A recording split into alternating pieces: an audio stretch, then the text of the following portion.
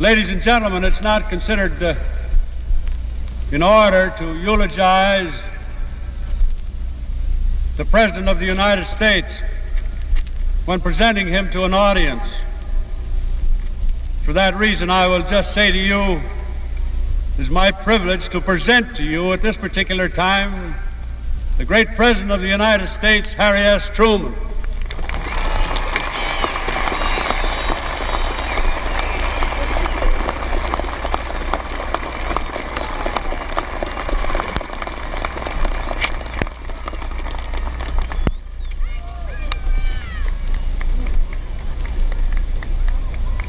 Mr. Mayor, distinguished guests, fellow Americans, on this Army Day, freedom-loving men all over the world rise with us to salute our fighting men and devoted women of the Army. Our American soldier is respected everywhere for his courage, admired for his fighting skill, and loved for his charm and simplicity. Like his gallant brother in arms in the United States Navy, he is the symbol of our traditions and our hopes.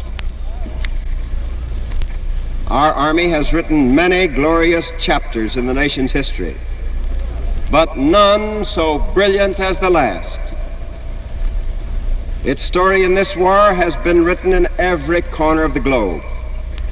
On the continent of Europe, in the wastes of the Arctic, over the vast expanse of the Pacific, in jungle and desert, on mountains and over the beaches.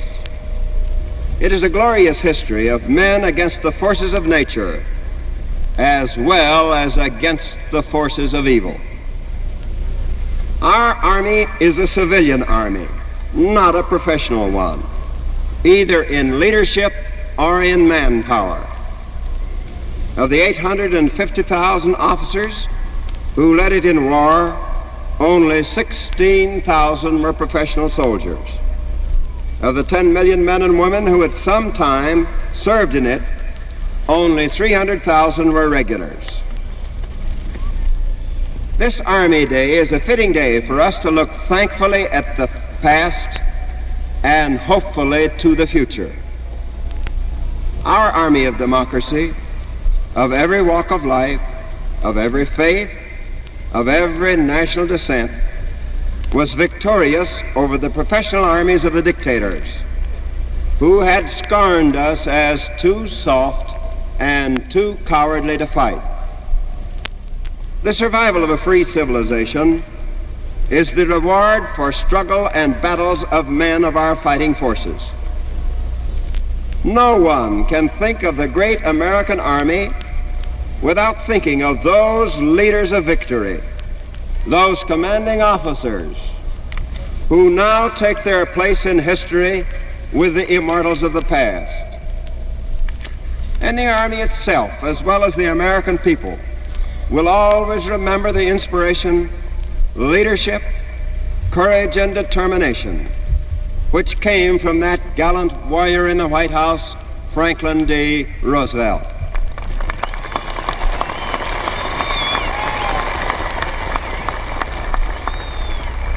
The past is history. It is the future to which we must now turn our thoughts and our energies. What of the world on the Army days to come? What of the future of mankind in this atomic age which is upon us? Let us look clearly at today and tomorrow. The facts are plain, and I think our course is also plain.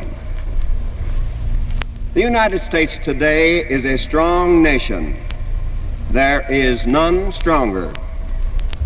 This is not a boast.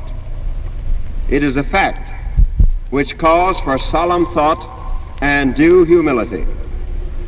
It means that with such strength, we have to assume the leadership and accept responsibility.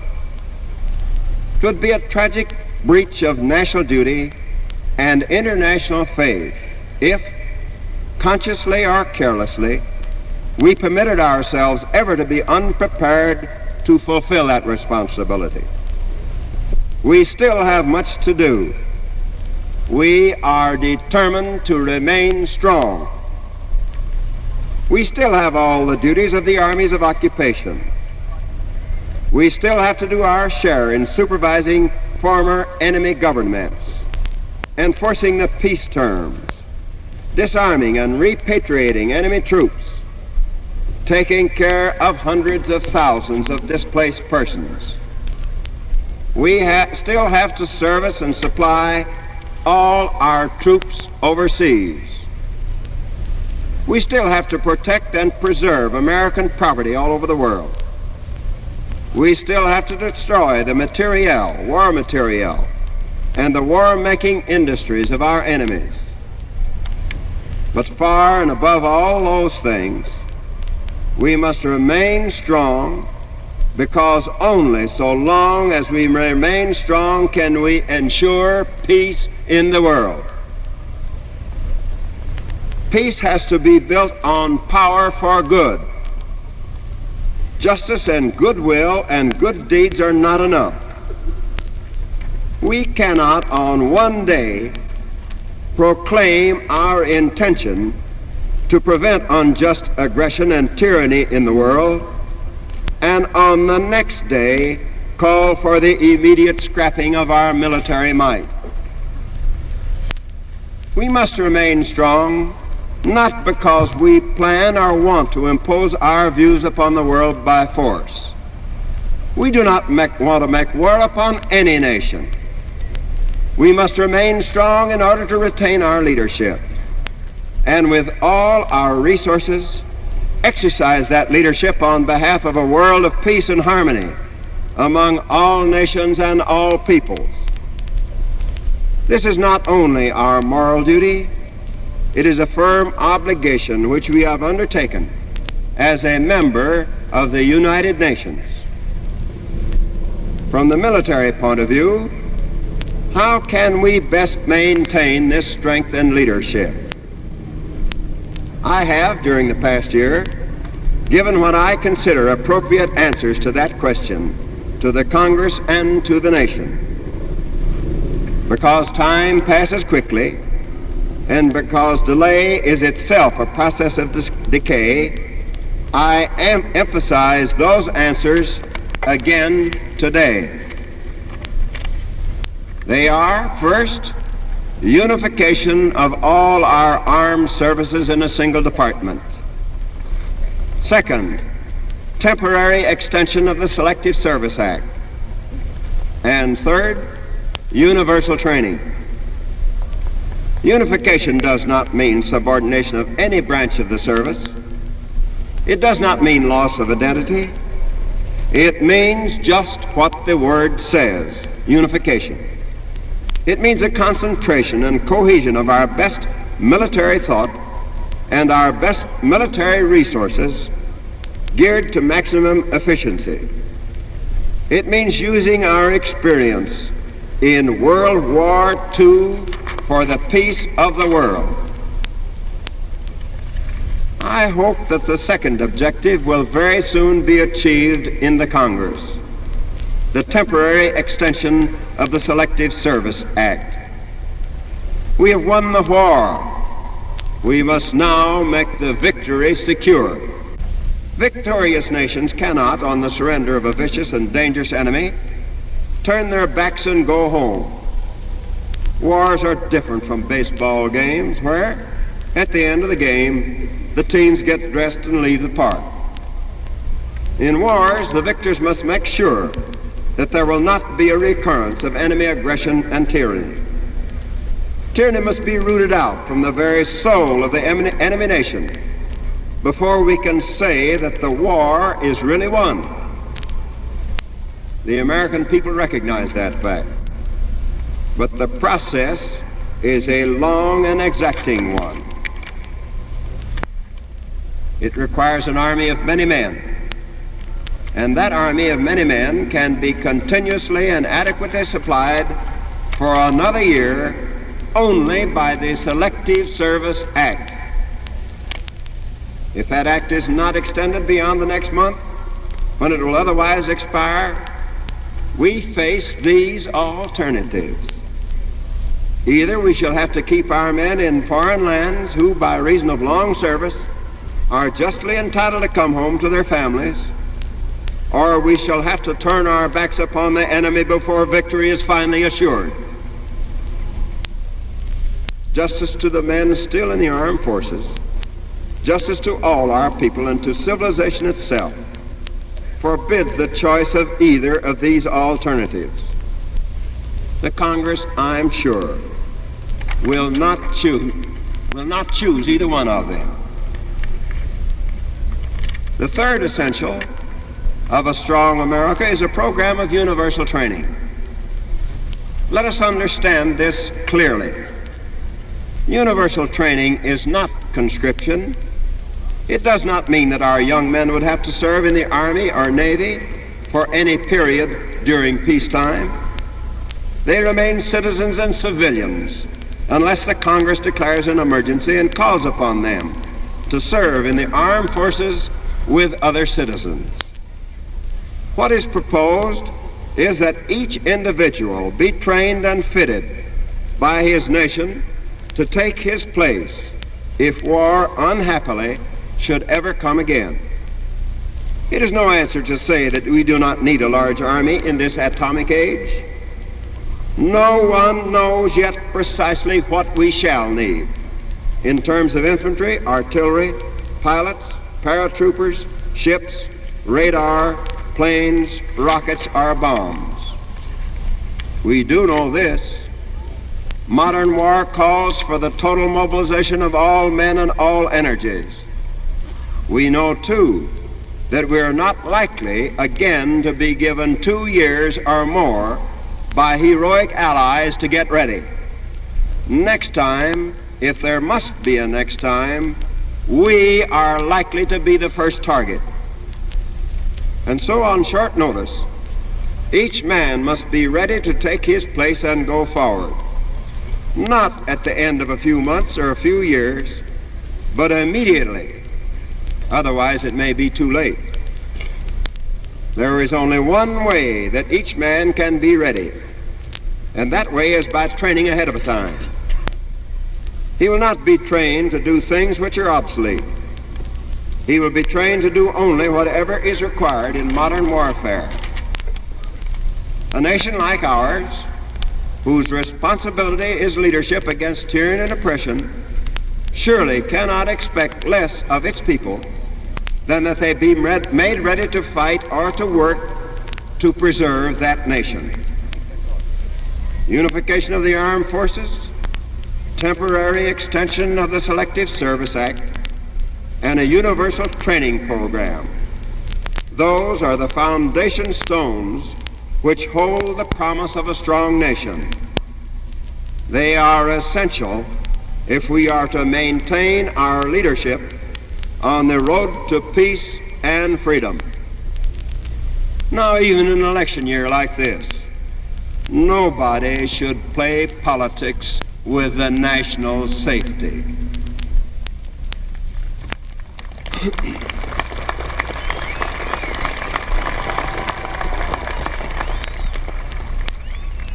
The desire for peace and freedom is the very root of our foreign policy.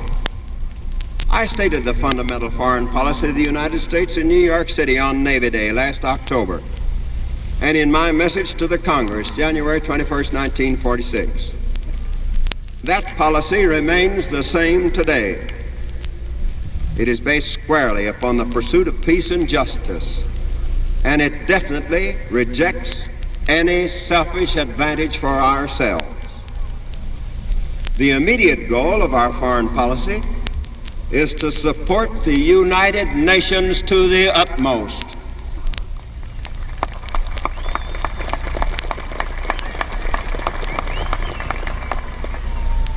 It is my conviction that the Security Council of the United Nations, now meeting in New York City, is fully capable of reaching agreements between the peoples of the world, however different their traditions and philosophies. and however divergent their interests. The essential requirements to that end are that its member nations follow the dictates of justice, that they consider and respect the legitimate aspirations and needs of their fellow members. All citizens of the United States, worthy of the honor of that citizenship, are determined to preserve our democratic form of government. They will not, on the other hand, interfere in any way with the governments of other peace-loving peoples. Peace is not a reward that comes automatically to those who cherish it. It must be pursued unceasingly and unwaveringly by every means at our command. In the pursuit of peace, there is no single path. We must have a policy to guide our relations with every country in every part of the world. No country is so remote from us that it may not someday be involved in a matter which threatens the peace. Remember that the First World War began in Serbia, that the Peace of Versailles was first broken in Manchuria, and that the Second World War began in Poland. Who knows what may happen in the future? Our foreign policy must be universal. In the Far East, our program for peace is designed to combat and remedy the conditions that made it possible for Japan to turn upon her neighbors. We have disarmed Japan, and we are promoting reforms which we hope will bring into being a democratic and peaceful nation. But the control and reform of Japan is only beginning. In the Far East as elsewhere, we shall encourage the growth and spread of democracy and civil liberties. In Korea, we are even now working with our Soviet allies and with the Korean leaders to create a provisional democratic government. Our aim is to speed the day when Korea will again take her place as an independent and democratic nation. In China, we are supporting a free and democratic government.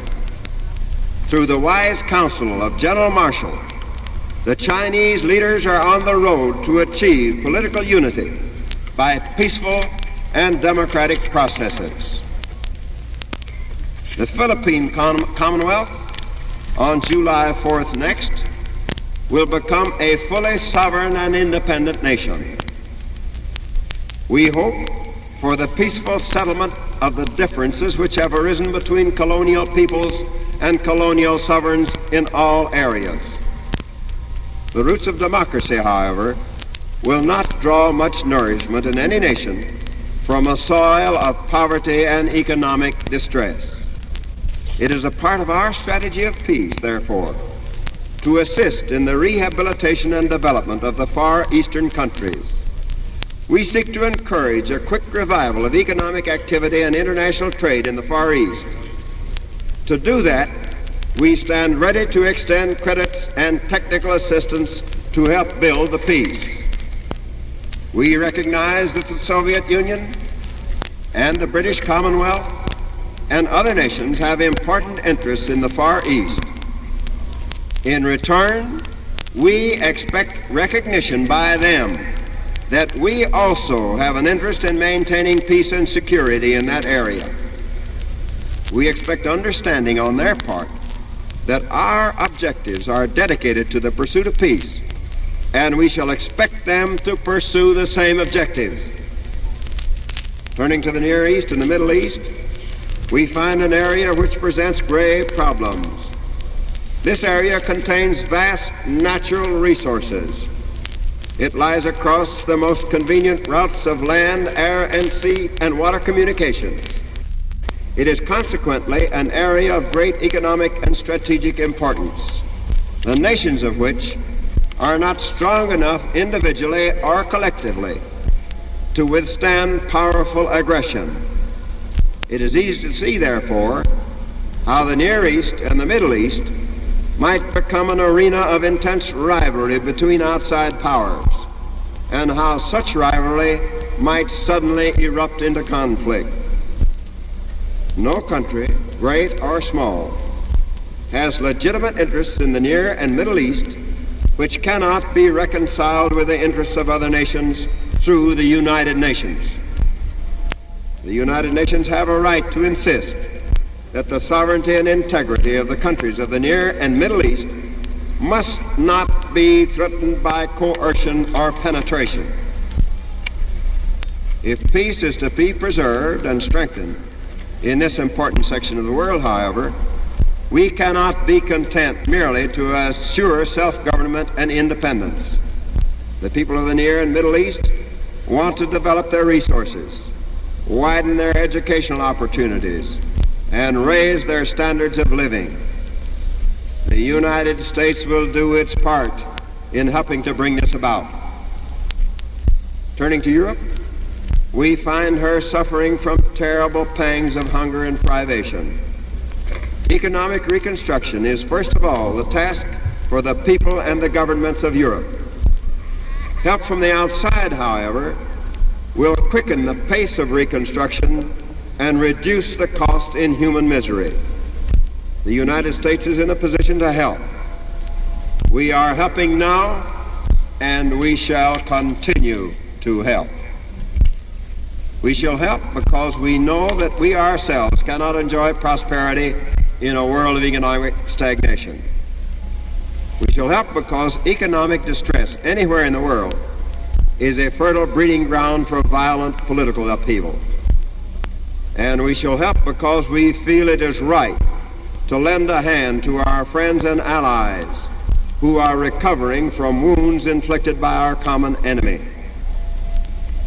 Food is Europe's most critical need. It is not enough to share our surpluses, for to share surpluses is not really to share at all. No worthy American will hesitate to reduce his own consumption of food when the food so released will avert starvation abroad. Next to food, Europe's greatest need is for machinery and raw materials to rehabilitate her transportation systems, her mines, and her factories. We have been supplying these products to Europe on long-term credit, and we shall continue to do so. Billions of dollars for reconstruction have been made available by the Congress through the Export-Import Bank and through the International Bank. We seek to lay the groundwork of a world trading system which will strengthen and safeguard the peace. We want no return to the kind of narrow economic nationalism which poisoned international relations and undermined living standards between the two world wars.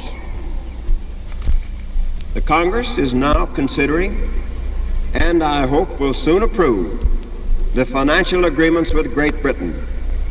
These arrangements have not been made merely to support a faithful ally. They are of vital importance to our own country as a means of opening channels of world trade to American enterprise. We shall work to achieve equal opportunity in world trade because closed economic in Europe or any place else in the world can impoverishment and isolation of the people. We should have artificial barriers to international navigation in order that no by accident or traffic location shall be denied unrestricted access to seaports or international waterways. The American Republic's proposed vital differences between the nations as good neighbors and by consultation in the common cause of peace and national well-being. All of them will have equal representation. The United States intends to join other sovereign republics of America in a regional pact to provide common defense against it, perhaps which the war has given to us, control of atomic energy. This vast new force may not be, but may serve man. Our country has all the United Nations to devise international action to attain these ends. We are pressing on steadfast We really must bring to it as great as the scientific genius which discovers, the same swerving determination and effort which produced the release of atomic energy can and will mankind to live without terror. Untold benefits from this genius. Pessimistic about the future. Solve, if there are the will and the strength to solve it, through the United Nations which we have created. We attained everlasting victory, overwhelming victory, in close union with the free and peaceful nations of the world, in the same kind of union with them and with the help of the same heroic men and women who fought the war and whom we honor today, we can attain a lasting peace.